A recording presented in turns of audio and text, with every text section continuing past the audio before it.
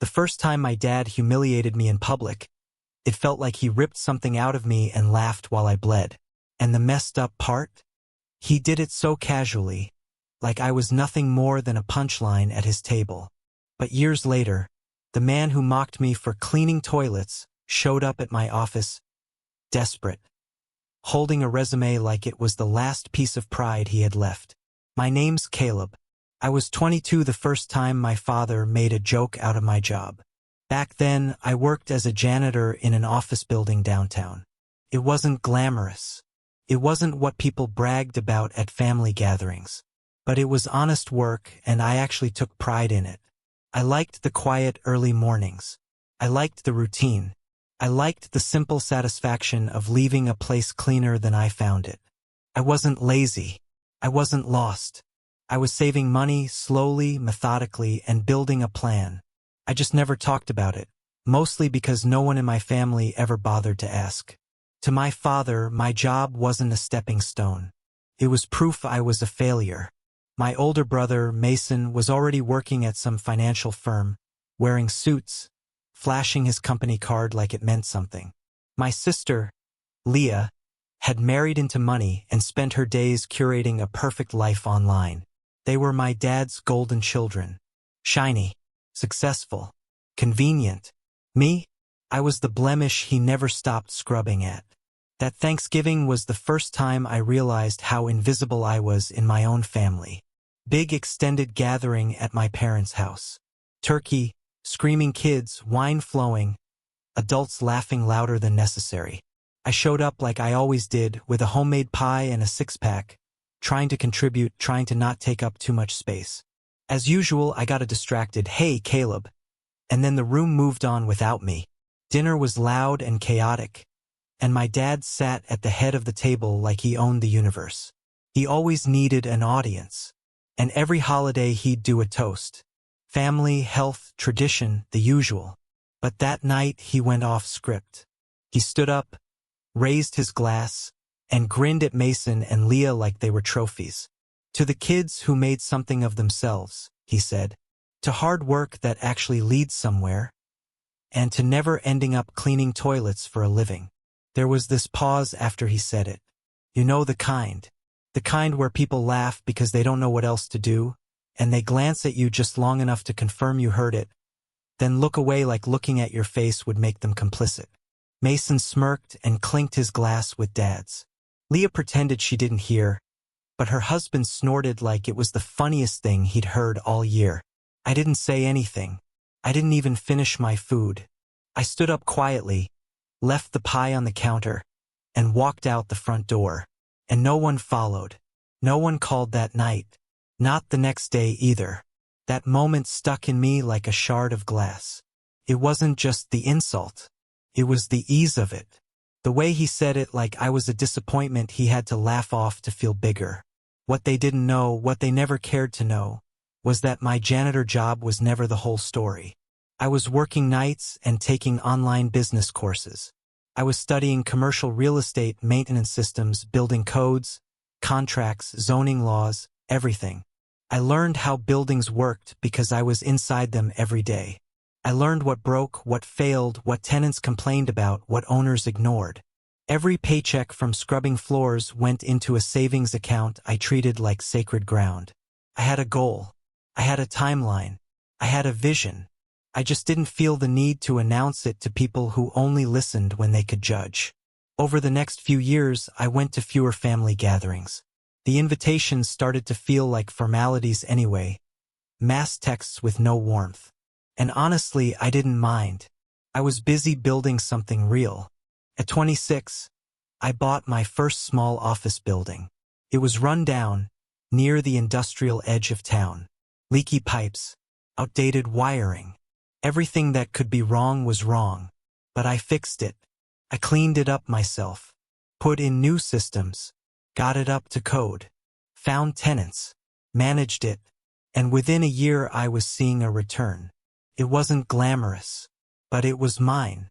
By 30, I owned 3 buildings. Then I started my own property management company.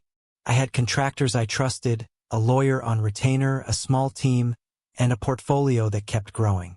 I still dressed simply. I didn't post about it. I wasn't trying to flex. But I never forgot that Thanksgiving toast. Not once.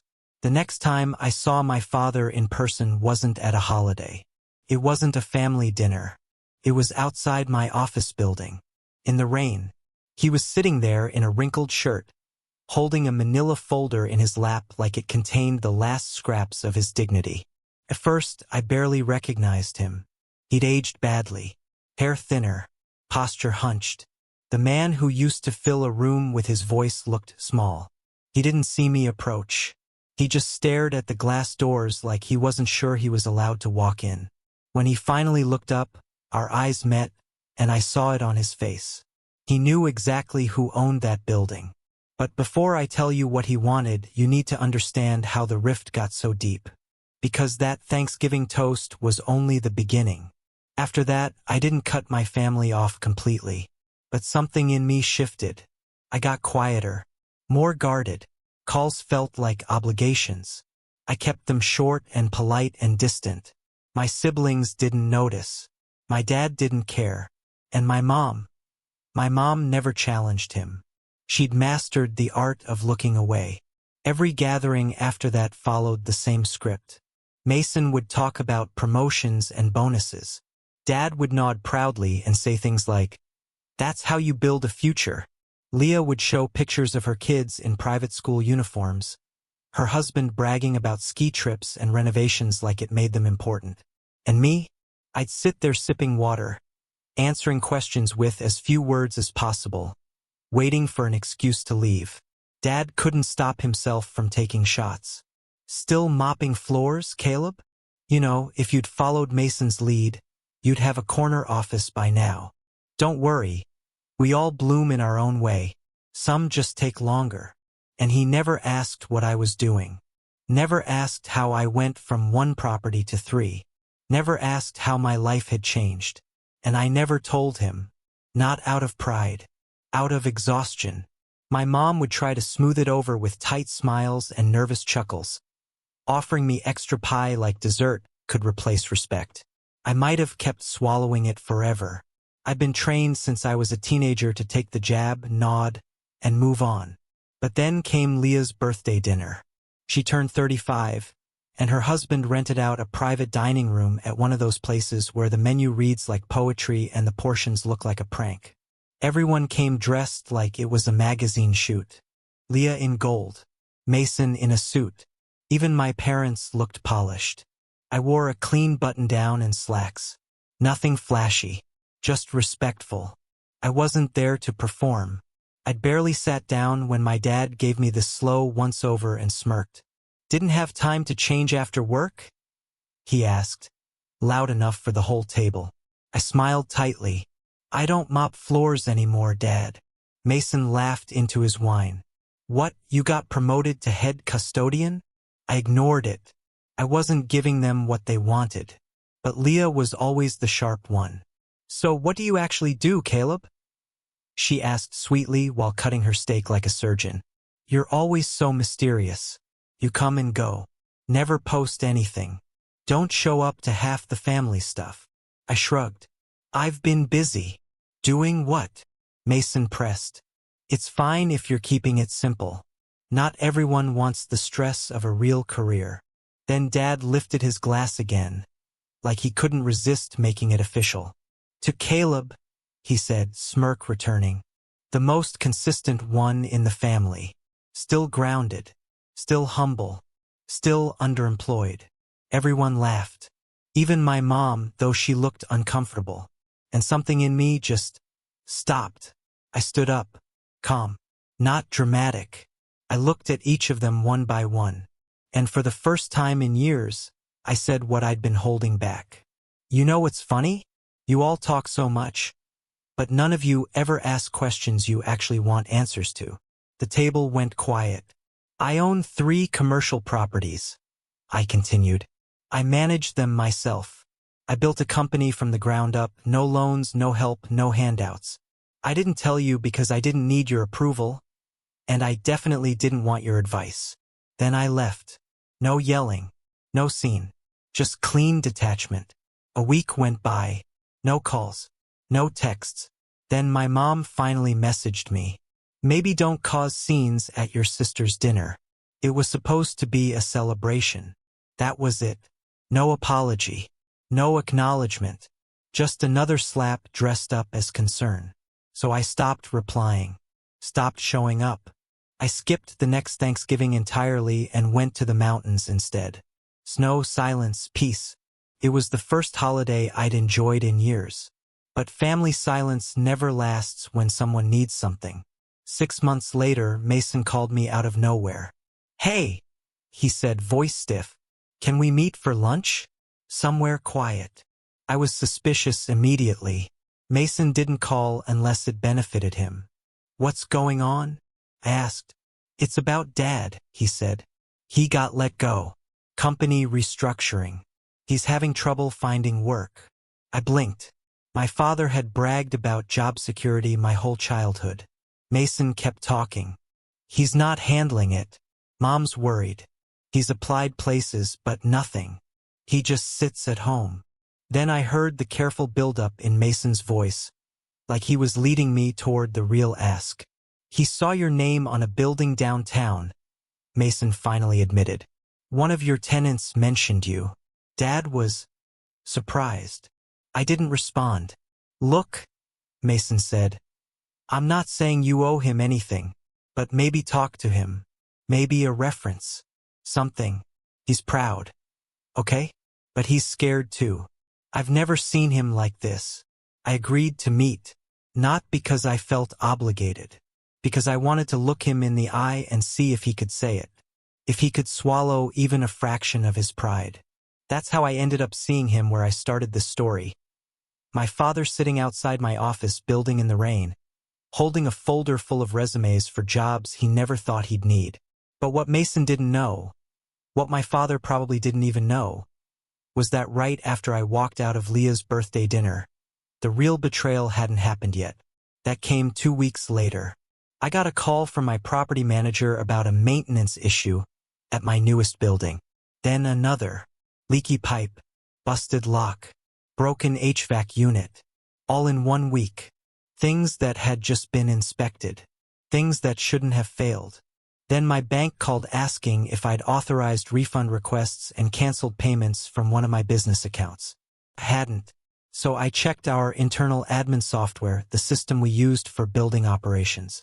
And I saw the remote login history. One email address jumped out at me. An old family email address my dad used years ago when he helped Mason set up some small investment site. My hands went cold. I traced the login. Then I traced the IP address. And there was no mistake. Came from my parents' house. I didn't sleep that night. I sat in the dark staring at my laptop. The screen glow making everything look sterile and dead. The logs, the timestamps, the access trails. It was all there. My father hadn't just mocked me. He hadn't just belittled me for years. He tried to sabotage what I built. At first I fought the truth. I tried to rationalize it. Maybe it was a mistake. Maybe Mason did it. Maybe the IP was spoofed. Maybe someone else used their network. I was reaching for any excuse that let me avoid the reality. But the timing was too perfect. My father didn't understand modern systems deeply, but he understood operations. He knew how to create chaos. He knew how to disrupt confidence. And he'd finally decided to use that skill against me. So I documented everything. Screenshots, logs, security camera footage proving who wasn't on site when requests were created. A quiet case, not for court, at least not yet, but for my sanity. Then I drove to my parents' house and walked in unannounced. My mom was in the kitchen frosting cupcakes like it was a normal Tuesday. She looked up, surprised, smiled. "Caleb, sweetie, you didn't say you were stopping by. Want coffee? Where's Dad?" I asked. Her smile faded. "In the garage." I didn't answer. I just walked past her, through the living room, past photos of Mason's graduation, Leah's wedding. No pictures of me. When I opened the garage door, my father was sitting at the workbench sorting through old tools like he was waiting to be useful again. He looked up, startled, face stiff. "Didn't expect to see you," he said. I held up the folder. Printouts, logs, IP traces, screenshots. I handed it to him without a word. He glanced at it, scoffed. "You came all the way here for this?" I waited. He set the papers down like they bored him. "So what if I looked into your little business?" he said. "Thought maybe if you were serious about growing, you could use some structure. Your systems are a mess, Caleb. You're running it like a janitor." My mouth went dry. "You accessed my accounts," I said. "You triggered false work orders. You tried to tank client confidence." He shrugged like it meant nothing. "I was testing your setup. You're the one who's always so sensitive." I stared at him, disbelief burning through me. "You really think this is your version of help?" He leaned forward, eyes sharp. "I think you've spent too long thinking small. I thought if you saw the cracks, you'd wake up and finally let someone with experience help you run things." I laughed. Not because it was funny, because it was insane. Because the only thing between me and screaming was the sheer absurdity of his self-righteousness. "You didn't help," I said. "You sabotaged." He snapped back, voice rising. "I built a career from scratch. I know how to run an operation. You just lucked into some property and suddenly think you're a mogul." "Lucked into," I whispered. He stood up, towering, eyes flashing. "You're not special, son. You're just bitter because your brother passed you by. You always have been." And in that moment, I realized there was nothing to fix. No truth that would change him. So I turned around, walked out, got in my car, and drove away. That was the last time I spoke to my father face to face for almost 2 years. I wish I could say I bounced back instantly, fueled by rage, building faster. I didn't. For the first time since I was 17, I seriously considered selling everything and walking away. Finding something quieter, smaller, something that wouldn't make me a target in my own family. But then something happened that grounded me. 2 weeks after that confrontation, one of my longest tenured tenants, a pediatric clinic, called me personally. I'd replaced the HVAC unit quickly, no drama, no delays. The clinic director said, "You're one of the best building owners we've ever worked with. The last guy ignored everything. You're always present. You care." And that sentence hit me harder than any insult. Because it reminded me what I knew deep down. I cared even when nobody else did. Even when my family mocked me and tried to tear me down, I cared about my work, my tenants, the spaces I built. That meant something. So I poured myself into the business again. Not with anger, but with intention. I hired an IT consultant, upgraded security, rebuilt the back end with layered permissions and two-factor authentication, tightened the tenant portal, created new SOPs for maintenance teams. I cleaned house, top to bottom. Then I expanded. Bought a 4th building. Then a 5th. Opened a co-working space in an abandoned midrees. Hired local contractors full-time. Gave them benefits and holiday pay and respect. I didn't just want to grow. I wanted to build something real. I started mentoring young people too, night shift workers, people saving pennies, people trying to climb the way I did. Quietly. No bragging. Just helping. And slowly the weight lifted. I stopped checking my family's social media. Stopped comparing my real life to Mason's vacations or Leah's perfect posts. I muted the group chats. I carved out a life that made sense to me. The buildings became more than real estate. They became proof. Proof I survived. Proof I outgrew them. And then, 2 winters later, the past circled back. It was a gray morning, soft flurries falling outside the glass windows of the new downtown building I'd bought 6 months earlier. I was reviewing leases when my assistant, Leah, poked her head in. "Hey," she said, hesitant. "There's someone outside. He says he's here about a job." I looked up, confused. "A walk-in." She nodded slowly. "But Caleb, it's your father." I froze. I walked to the lobby windows, and there he was. Same man. Same sharp features, softened by years of wear. Holding a folder, standing in the snow like he didn't have anywhere else to go. He wasn't here to gloat. He was here to ask. I didn't go out right away. I stood behind the tinted glass with my arms crossed, watching him shift his weight as snow collected on his shoulders. And I felt nothing. No satisfaction. No urge to rub it in. Just a heavy stillness. I turned to Leia. "Don't let him in yet." Her eyes widened. "Are you sure?" "Yeah," I said. "Let him wait." Then I went back to my office and sat down, letting my mind work. I thought about the years of humiliation, the sabotage, the way he always needed to control the story. And now he was standing outside a building with my name on it, looking for a way back into something he had no hand in building. The irony was perfect, but I wasn't interested in petty revenge. I wanted something that would last, a lesson he couldn't twist into pride. So I pulled up a folder on my computer labeled contingencies. Inside was everything I documented about the sabotage. I printed a few pages, IP logs, timestamps, access records. Not all of it, just enough. Then I called my lawyer, Sam. I asked him, hypothetically, if someone with a history of hostility and unauthorized access showed up asking for work, could I hire them with protections in place? Sam paused, then said, "Hypothetically, yes, but you'd need an airtight contract. Boundaries, NDA, limited access, monitoring. You might even create a role designed for that." I nodded. Then I said, "I'm not hiring him because I want him back. I'm hiring him because I want him to see himself." When I hung up, I told Leia to bring him in. The door opened, and my father stepped into my office. He looked around, taking in the place, the modern furniture, the dark wood, the framed certificate on the wall with my LLC's registration. His eyes lingered on my name longer than necessary. Then he looked at me. "Caleb," he said, voice rough, "thanks for seeing me." I gestured to the chair across from me. "Sit." He sat. The silence between us was heavy. He cleared his throat. "I know this is unexpected, but I figured I'd try. Things have been hard lately." I said nothing.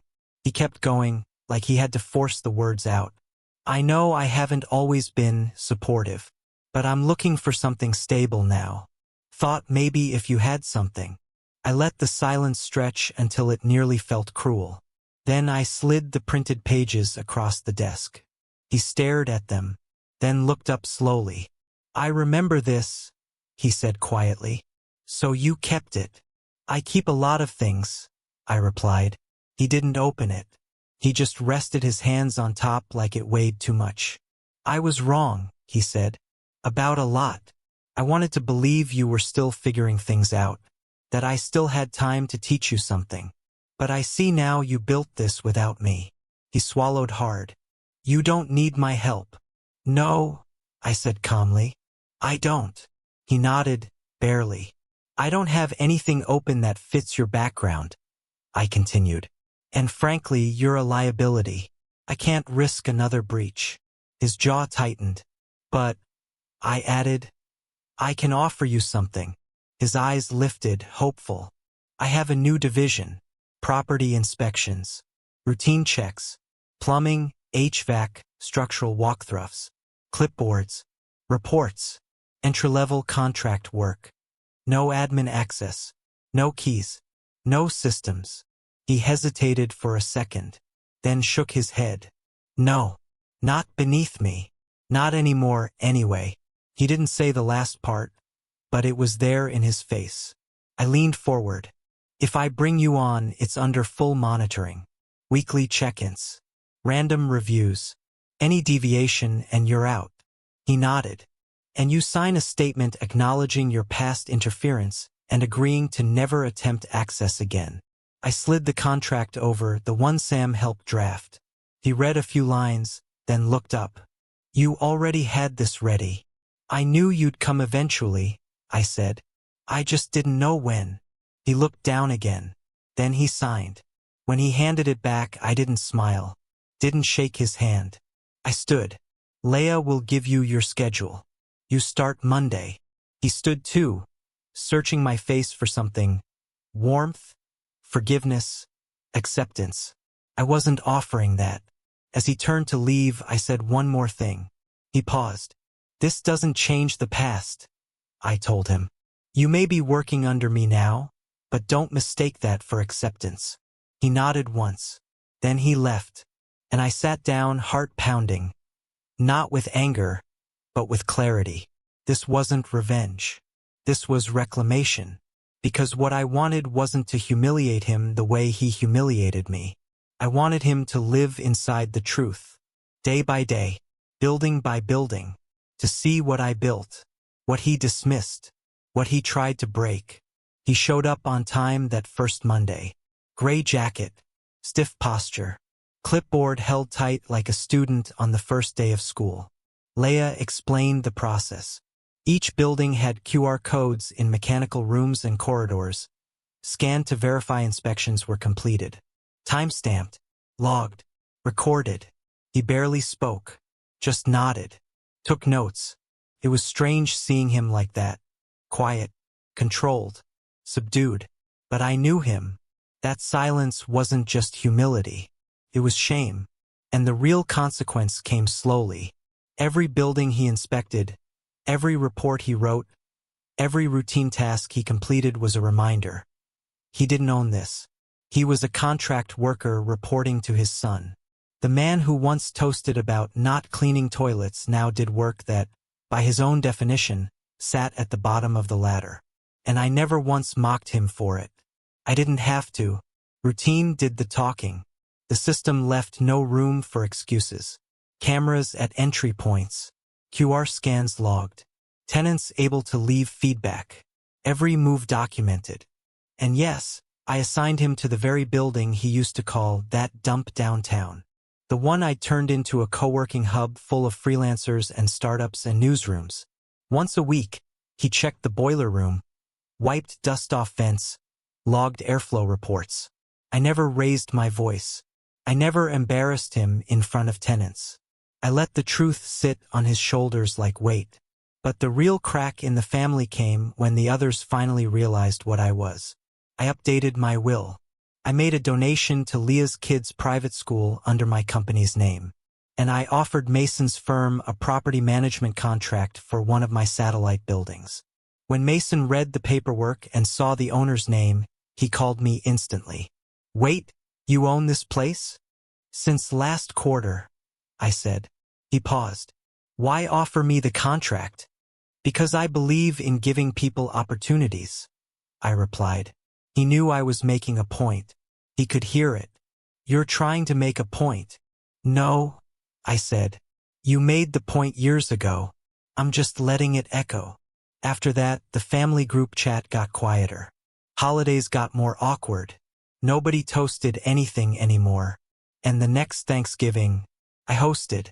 Not because I missed the noise. Because I wanted to rewrite the story. Long table. Clean settings. A few close friends invited too. Mason showed up alone. Leah came late, dragging her husband and kids, eyes scanning my house like she was measuring it. Dad arrived last. He didn't knock. He stood outside until someone opened the door. When he walked in, I noticed something had changed. Not his face, not his voice, his eyes. He didn't look at anything. Not the chandelier, not the art. Not the velvet curtains, like he'd trained himself not to react, not to compare, not to show he was impressed. I let everyone settle, then stood at the head of the table. I raised my glass. To old roles, I said. The ones we outgrow. A couple people chuckled. Some looked uncomfortable. Dad said nothing. To new beginnings earned, not handed. Leah looked down. Mason cleared his throat. And to the people who build quietly, I added. The ones who were underestimated, dismissed, ignored. Silence thickened. And to the ones who learn, sometimes too late, who the real builders were all along. I clinked my glass and took a sip. Nobody spoke. After dinner, Dad stepped out onto the back patio. I followed. He didn't look at me, I don't know what you want from me, he said quietly. I come to work. I don't complain. I stay out of your way. I don't want anything, I replied. Not from you. He looked down at his hands. They were shaking slightly. I'd never seen that before. I'm sorry, he said. It wasn't loud. It wasn't rehearsed. It wasn't perfect. But it was real. I nodded once. Okay. We stood there in the cold air, breathing. He didn't ask for more. I didn't offer it. But when he came to work the next Monday, he was 15 minutes early. And he stayed late. Months passed. Then a year. His contract ended and I extended it. Slightly better pay.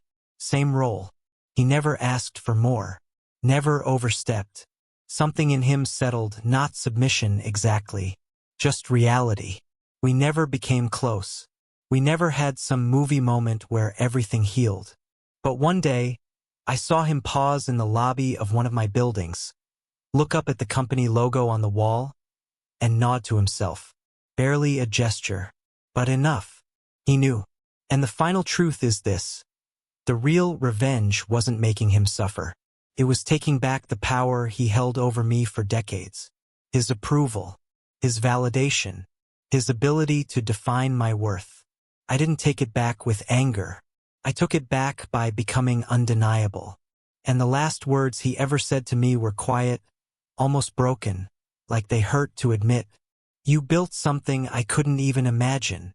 And for the first time in my life, that was enough.